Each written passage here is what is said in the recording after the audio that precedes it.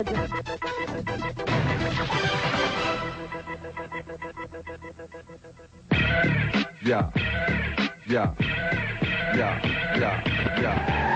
Baliw ako sa kotse, alam mo yun?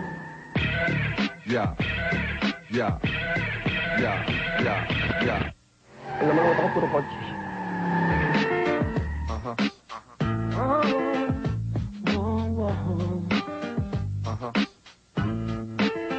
Yeah. Ito si Benjamin Quintanar Jr., 29 na taong gulang. Kinita niya ang unang milyon noong siya'y 24 anyos pa lang. Sakay ng kanyang 14 million pesos na Ferrari, larawan si June ng isang lalaking maagang nakamit ang tagumpay sa buhay. December of 1996, when he went out of his car, the first time I saw him after a long time, I saw a big change already. But an 11 million house, built by a 24-year-old guy, para talagang sa akin, shocking talaga. Tawag pansin ang bahay ni June sa May Parañaque. At pagdating sa kanyang koleksyon ng auto, daig pa nito ang isang showroom. Dahil bukod sa Ferrari, meron din siyang bulletproof Lincoln Navigator, Mercedes-Benz, at sasakyang Expedition para sa kanyang mga bodyguard. Hindi ko na-imagine na darating ang time. May sasakyan kaming iba't iba, may driver pa, may bodyguard pa, and may security guard pa sa house. Isa sa mga pinagkakaabalahan ni June kapag nasa bahay ay ang kanyang mga asong St. Bernard at German Shepherds na personal niyang binili sa ibang bansa. Pagkain pa lang ng kanyang mga pets, umaabot na sa 20,000 ang gastos buwan-buwan. At pati aso niya, may sariling yaya.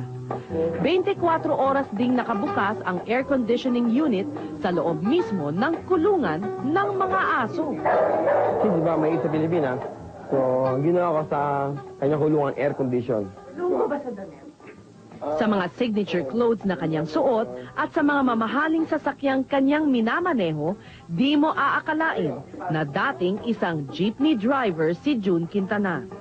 Binalikan ng People ang Oranbo, Pasig kasama si June, ang lugar na kanyang pinanggalingan at ang lugar na naging saksi sa kahirapan na dinaanan niya.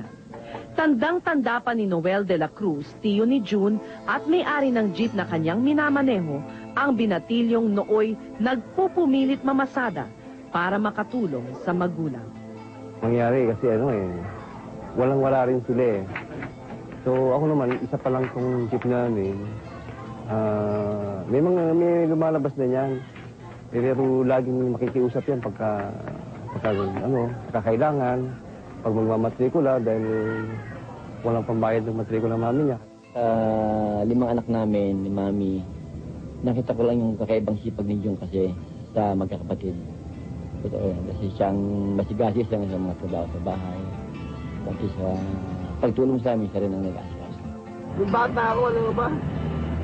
Hindi kami nag-istisaw, bitukan ng manok, tulo ng manok. Ayaw. Nagaanan mo lahat? Oo, tapos kaning baboy. Kinupo ko yung para sa baboy namin.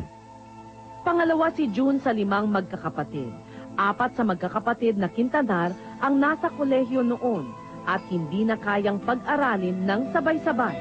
Kaya't para makatulong sa gastos, nag-aral sa umaga si June at sa hapon, namamasada siya ng jeep na biyaheng Pasig-Quiapo. Habang ligo pag umaga, uwi sa gabi, alam mo ba yung mukha ko? Dumi-dumi ko, amoy krudo ko, may gasolina. Ano kaya ang kaibahan mo dun sa, sabihin na natin, mga kasama mo sa rota? Ginawa ko talaga doon stepping stone para makapagtapos sa college. Itong pag-drive. Hindi mo talaga balak maging driver habang Oo. Ano pakiramdam pag nakikita mo yung mga dati mong kasamahan sa rota? Kasi ikaw na Ferrari, sila naka-jeep pa rin. Walang ko dahil yung mga kasama ko, ganun pa rin eh. Walang, walang nangyari sa buhay nila. Nanginiwan ko sila sa Pasig Quiapo. Hindi ba matanda na, ganun pa rin. Mula 1989 hanggang 1995, laman ng lansangan si June bilang tsuper. 1996 nang magbago ang takbo ng kanyang buhay. Mabilis ang naging asenso ni June sa bago niyang hanap buhay. Sa loob lang ng 10 buwan, kumikita na siya ng ₱250,000 sa isang buwan. Nataranta si June sa bago niyang estado sa buhay. Sino nga ba naman ang hindi matataranta kung kumikita ka ng halos 3 milyon kada buwan? Natupad ni June ang mga panaginip. Hindi lang siya nakabili ng sariling bahay at mga magagarang sasakyan, kundi nakakapagbakasyon din siya sa mga lugar na eksklusibo at para lang sa mga mayayaman. Welcome to the real world, she said to me, condescendingly. Take a seat, take your life, plot it out in black and white. Sa kanilang opisina sa Green Hills, kilala si June Quintanar na kabilang sa Millionaire Circle. Daig pa niya ang artista o politiko sa dami ng gustong makipagkamay at humingi ng autograph sa kanya. Si Professor Jerry Apolonio, isang sociologist mula sa Ateneo, ay nagbigay ng paliwanag kung paano naging numero 1 si June Kay sa kanyang napiling trabaho. Kailangan maboka ka. Yun yung first, unang quality. Second nga yun, industriousness. Karamihan talaga ko na nagsasucceed sa networking, sila yung may eagerness really, yung talaga andun yung desire to earn. Nabago ang buhay ni June Kay sa paraan na tingin niya ay legal at wala siyang akang tao. Kaya kung maaari niyang ibahagi ang swerteng dumating sa kanyang buhay, ay bukas loob niyang ginagawa ito. Kapag may dumating ng mga opportunity, sugamba nila. Lahat ng mga gift na meron siya, nigaling sa Panginoon, gamitin niya lahat para makuha niyang goal niya sa buhay niya. If you become successful, dapat isoli mo rin sa tao. Lahat naman ito, hiram lang.